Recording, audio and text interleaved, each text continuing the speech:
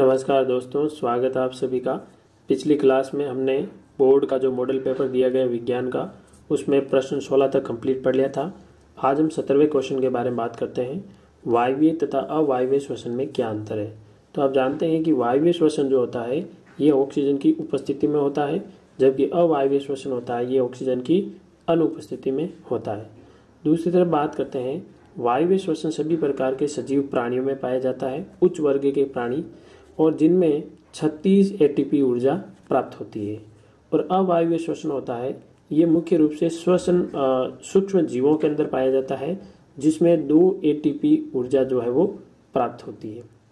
तीसरी बात करें वायवीय श्वसन के बारे में, तो वायवीय श्वसन में हमें एक चीज और ध्यान रखनी है, ये श्वसन की क्रिया जो है ये कोशिका के माइटोकॉन्ड्रिया के भाग में होती है, जबकि अवायवीय श्वसन की क्रिया जो है ये कोशिका द्रव्य में होती है, यानी कोशिका का जो द्रव पदार्थ होता है उसके अंदर अवायवीय श्वसन की क्रिया होती है, जबकि वायवीय श्वसन की क्रिया जो है ये माइटोकॉन्ड्रिया में होती है।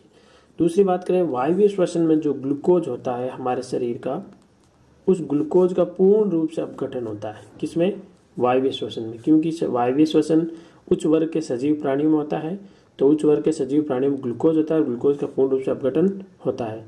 लेकिन अवायवीय श्वसन है, इसमें पूर्ण रूप से ग्लूकोज का अपघटन नहीं होता है। ये उच्च वर्ग के प्राणी जैसे मानव है इसमें पाए जाते हैं, जबकि अवायवीय श्वसन है ये सूक्ष्म जीवों जैसे यीस्ट वगैरह, लैक्टोबैसिलस जीवाणु, इनमें प्राप्त होता है। ठीक है, ये भी लिख सकते हैं, इनमें जो है उत्सर्जन के रूप में भी CO2 वगैरह प्राप्त होती है, जो कि इसमें भी होती है। नेक्स्ट प्रश्न की ओर बात करते हैं। नेक्स्ट प्रश्न है कि यदि हमारे शरीर में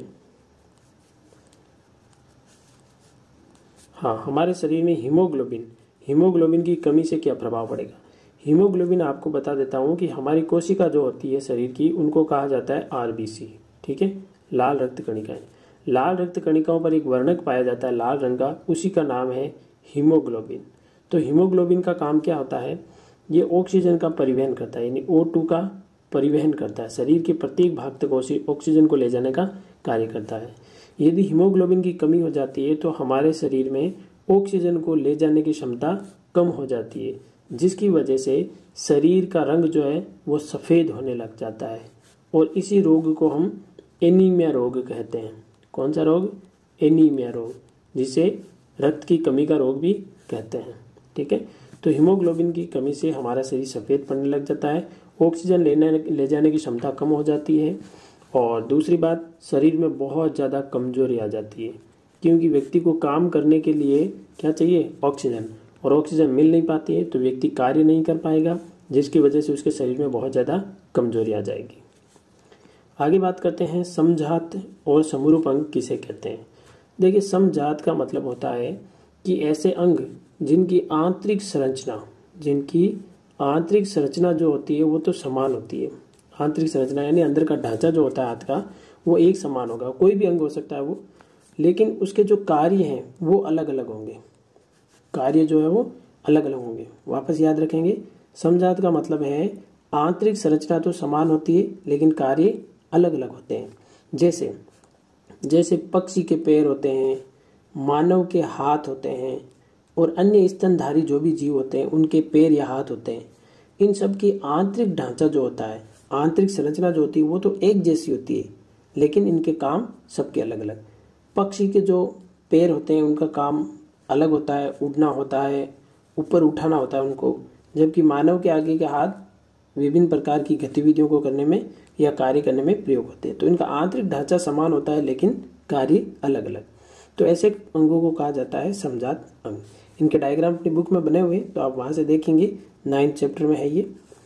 समरूप अंग। समरूप अंग का मतलब होता है कि आंतरिक संरचना अलग अलग लेकिन कार्य समान। जैसे पक्षी और चमगादड़ के पंख।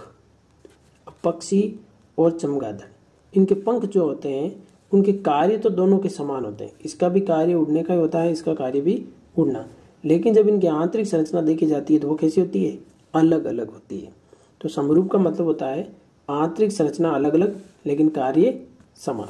ठीक है, तो इसका भी डायग्राम जो है वो अपनी बुक के अंदर बना हुआ है, तो आप वहां से देखेंगे और इसके डायग्राम भी बनाएंगे, प्रैक्टिस करेंगे अच्छे से। ठीक है, चलिए आगे है जीवाश्म किसे कहते हैं? चित्र बनाइए।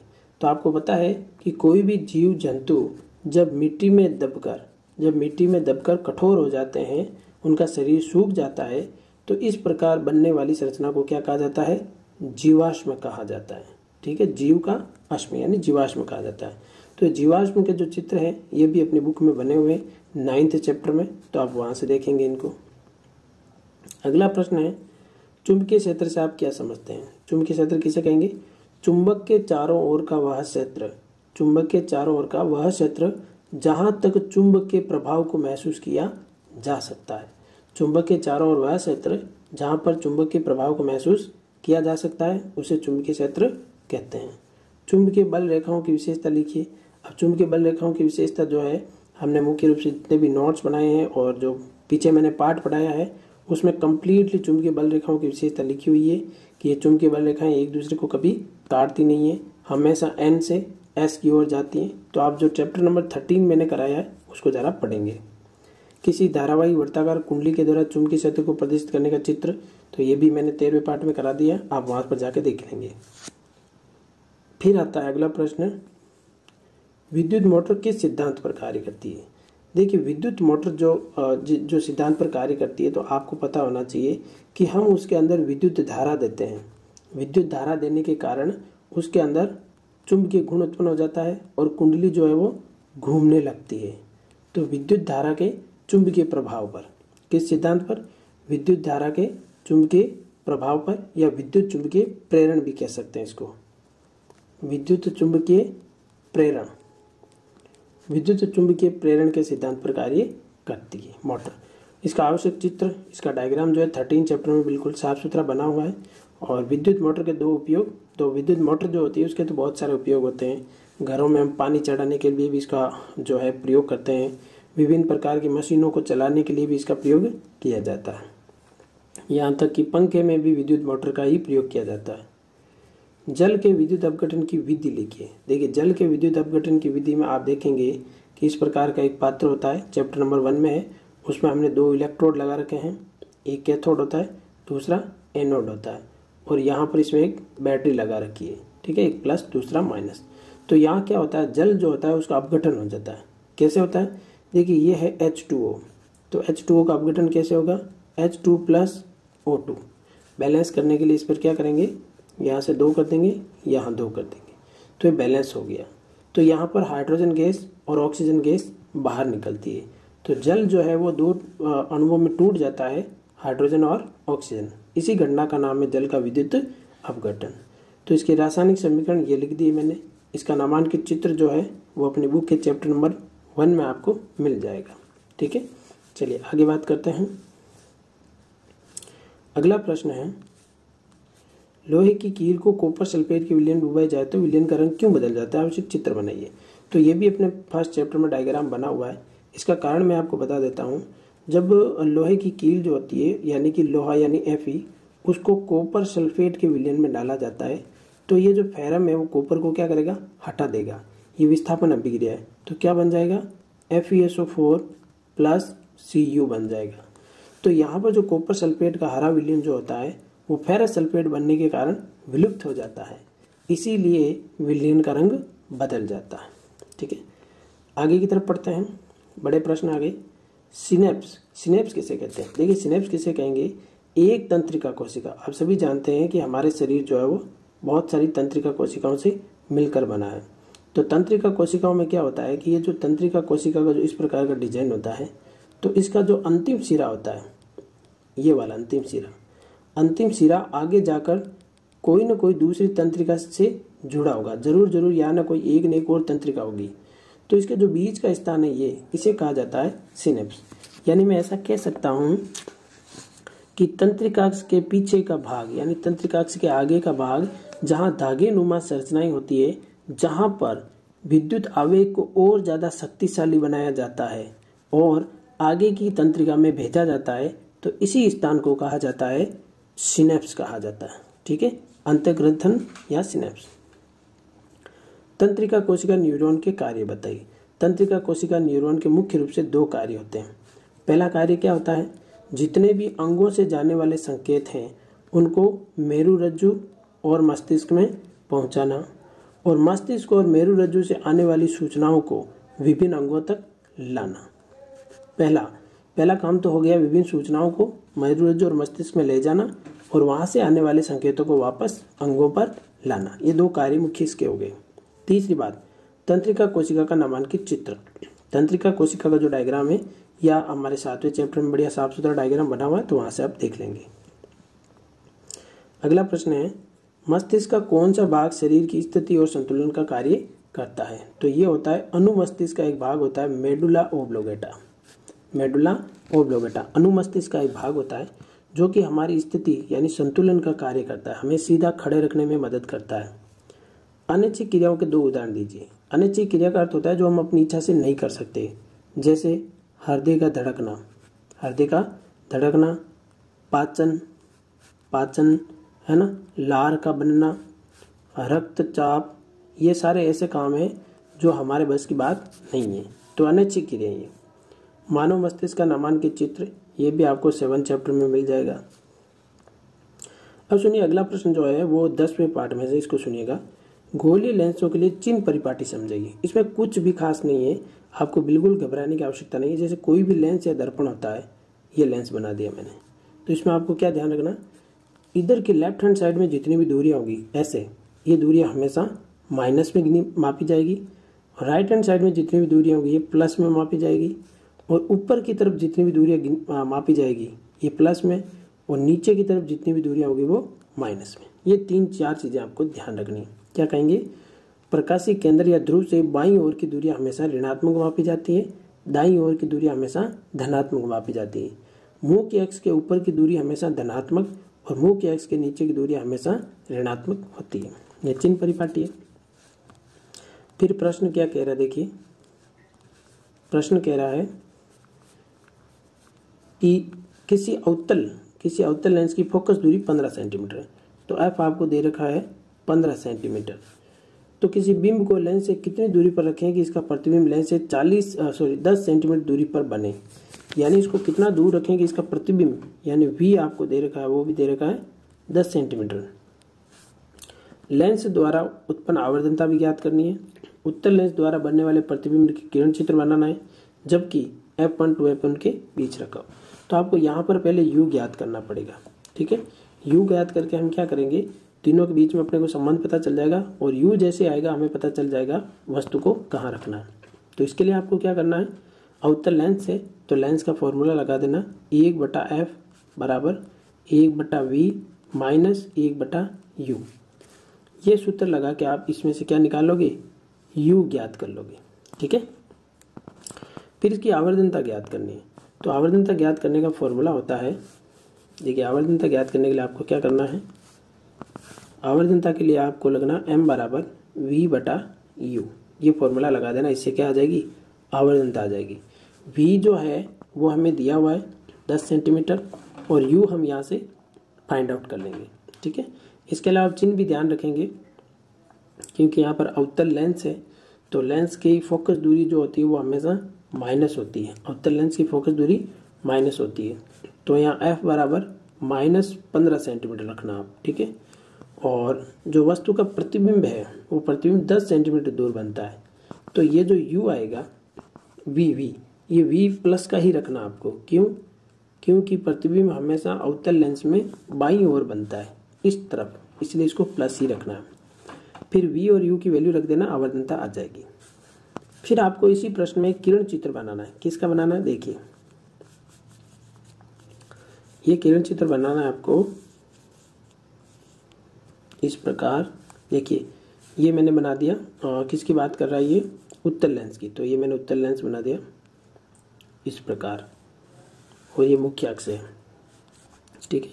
ये f1 मान लेते हैं, ये 2f1 है, इधर f2 है, ये 2f2 है। अब यह वस्तु को रखना है f2 f1 और f1 के बीच, यहाँ पर यहाँ रख दिया हमने। तो इसे 2 प्रकाश की किरणें खींचनी है हमें। पहली प्रकाश की किरण ऐसे जाएंगी और फोकस से होकर जाएंगी इस प्रकार, ठीक है। दूसरी प्रकाश की किरण जो है हम वो यहाँ से गुजारेंगे प्रकाशिक केंद्र से। तो ये जो है ये f2 से परे जानी चाहिए, ठीक है। तो यहाँ प्रतिबिंब बन जाएगा, वास्तविक बनेगा और उल्टा बनेगा और बिंब से बड़ा बनेगा। तो ये किरण चित्र जो है ये हमने वीडियो डाल रखा है, किरण चित्र का कंप्लीट वीडियो डाल रखा है, अवतल लेंस का, अवतल दर्पण का और उत्तल लेंस का और उत्तल दर्पण का, चारों कंडीशन के मैंने वीडियो बना के डाले हुए हैं अच्छे से पेन से बना के। तो वहाँ से सीख लेंगे और वहाँ से एक बार देख लोगे तो आप जिंदगी में कभी नहीं भूलोगे, तो वहाँ से आप सीख लेना। चलिए आगे बात करते हैं। इसी का अथवा में दिया हुआ है कि एक 15 सेंटीमीटर फोकस दूरी के अवतल दर्पण या अवतल दर्पण की बात कर रहा है को उपयोग करके हम किसी बिंब का सीधा प्रतिबिंब प्राप्त करना चाहते हैं। बिंब का दर्पण से दूरी का परिसर क्या होना चाहिए? देखिए आपको पता होना चाहिए, ये अगर मैं अवतल दर्पण बनाता हूँ, ये अवतल दर्पण, ठीक है, सीधा प्रतिबिंब एक ही कंडीशन में बनता है। कब? जब वस्तु को कहाँ रखा जाता है? फोकस और ओ के बीच में, यानी यहाँ कहीं रखा जाता है। इसका मतलब हमें पूछ रहा बिंब को दर्पण से परिसर क्या है? परिसर मतलब 0 से 10, ये दूरी जो आती है ये कितने सेंटीमीटर है? 10 सेंटीमीटर है, सॉरी 15 सेंटीमीटर है। तो 0 से 15 के बीच में रखना चाहिए किसको? वस्तु को। फिर प्रश्न पूछ रहा है प्रतिबिंब की प्रकृति या आकार पर टिप्पणी लिखिए। यहां जब भी वस्तु रखेंगे तो प्रतिबिंब हमेशा कैसा बनेगा? आभासी और सीधा। इस स्थिति में प्रतिबिंब बनने का किरण चित्र बनाइए। ये लीजिए किरण चित्र बना देते हैं, ऐसे बनेगा, ठीक है, और ये ऐसे बनेगा। फिर इसको पीछे बढ़ाएंगे तो यहाँ मिलेगा, ये देखिए, ये आभासी और सीधा कुछ इस प्रकार का बनेगा। एक दर्पण द्वारा आवर्धनता +1 है, तो इसका अर्थ क्या है? देखिए यहाँ पर 2 चीज़ें आपको ध्यान रखना है, ये मैं अच्छे से समझा देता हूँ, आप भूलना मत। यहाँ 2 चीज़ें ध्यान रखनी है आपको आवर्धनता में। यहाँ देखिए प्लस का अर्थ होता है कि प्रतिबिंब सीधा बना है, आभासी और सीधा। प्लस का मतलब ये है। यदि यह माइनस होता तो इसका अर्थ होता वास्तविक और उल्टा। और यह 1 रखा है, 1 का मतलब होता है समान आकार का, समान आकार का। यदि यह 1 की जगह 2 होता तो इसका मतलब बड़ा, और 1 से छोटा होता तो हम कह देते छोटा, ठीक है। तो प्लस का मतलब है आभासी और सीधा, माइनस का मतलब है वास्तविक और उल्टा। चलिए आगे की तरफ बढ़ते हैं। बहुत सिंपल से प्रश्न दिए हुए हैं, आपको सिर्फ छोटे छोटे प्रश्नों पे फोकस करना है। धातु के अम्ल के साथ अभिक्रिया में कौन सी गैस निकलती है? एक उदाहरण द्वारा समझिए। गैस की उपस्थिति जांच कैसे करोगे? आवश्यक चित्र बनाओ। वो आप जानते ही, वो जिंक की अभिक्रिया जो है वो आप HCl से करा दो या H2SO4 से करा दो तो वो ZnCl2 बनता है। हमने जिंक के दाने डाले थे ना, तो वही वाला प्रयोग है। इसमें कौन सी गैस बनती है? हाइड्रोजन गैस बनती है। इसकी जांच कैसे करोगे? पॉप टेस्ट से करेंगे। पॉप टेस्ट होता है, आप अपन देख लेंगे पहले चैप्टर में, ठीक है, और चित्र भी बना देंगे। फिर कोई धातु यौगिक है, वो A तनु हाइड्रोक्लोरिक अम्ल के साथ अभिक्रिया करते हैं, इसमें HCl हो जाएगा। और A धातु यौगिक का मतलब होता है आप Na2CO3 से करा दो, सोडियम कार्बोनेट से अभिक्रिया करा दो तो बुदबुदाहट उत्पन्न होती है तथा इससे गैस जो है वो जलती हुई मोमबत्ती को बुझा देती है। तो यहाँ बन जाएगा NaCl और CO2 प्लस H2O। तो यहाँ जो CO2 बनती है, इस CO2 की वजह से जलती हुई मोमबत्ती बुझ जाती है। तो धातु एक यौगिक का नाम क्या होगा? Sodium carbonate. इससे उत्पन्न होने वाले गैस का नाम बताइए? हाइड्रोजन गैस हो जाएगी, ठीक है, सॉरी CO2 गैस हो जाएगी, CO2। और पूर्ण अभिक्रिया संतुलित रासायनिक समीकरण, तो यहाँ पर 2 लगा दीजिए तो ये हो जाएगा 2NaCl, ठीक है। और क्या है, बस ठीक है, ये संतुलित हो जाएगी समीकरण। तो ये हो गया अपना मॉडल पेपर कंप्लीटली। तो इसी प्रकार जब तक आपके बोर्ड एग्जाम नहीं होंगे तो मैं कोशिश करूंगा कि भाई 3 से 4 मॉडल पेपर जो है और मैं अपनी तरफ से बनाकर, जिसमें मोस्ट इम्पोर्टेंट क्वेश्चन बोर्ड में आने लायक प्रश्न होंगे, इस प्रकार के मॉडल पेपरों के हम 3-4 बार मॉडल पेपर बना के अच्छे से प्रैक्टिस कर लेंगे, जिससे इसी टाइप के प्रश्न बनाएंगे ताकि हमें ये लगे कि भाई बोर्ड की जो पैटर्न जो है वो किस प्रकार का है और उसी पैटर्न से हम तैयारी करेंगे। तो जैसे बोर्ड का अभी जो ये पैटर्न देखा आपने, इस पैटर्न के हिसाब से अगर अपन मॉडल पेपर बना के और तैयारी करते हैं तो इससे अपनी तैयारी बहुत अच्छी हो जाएगी। और मैं कोशिश करूंगा कि अपने वीडियो के द्वारा आपको इतना ज़रूर बता दूं कि आपके 90+ नंबर आराम से साइंस के अंदर आ जाएंगे। तो मिलते हैं अगले मॉडल पेपर के साथ, जो कि बहुत ही लेटेस्ट और बहुत ही अच्छा मॉडल पेपर होगा, जो कि अपनी तरफ से बनाया हुआ होगा। मोस्ट इम्पोर्टेंट क्वेश्चन लेंगे उसके अंदर। तो मिलते हैं अगली क्लास में, तब तक के लिए जय हिंद, जय भारत।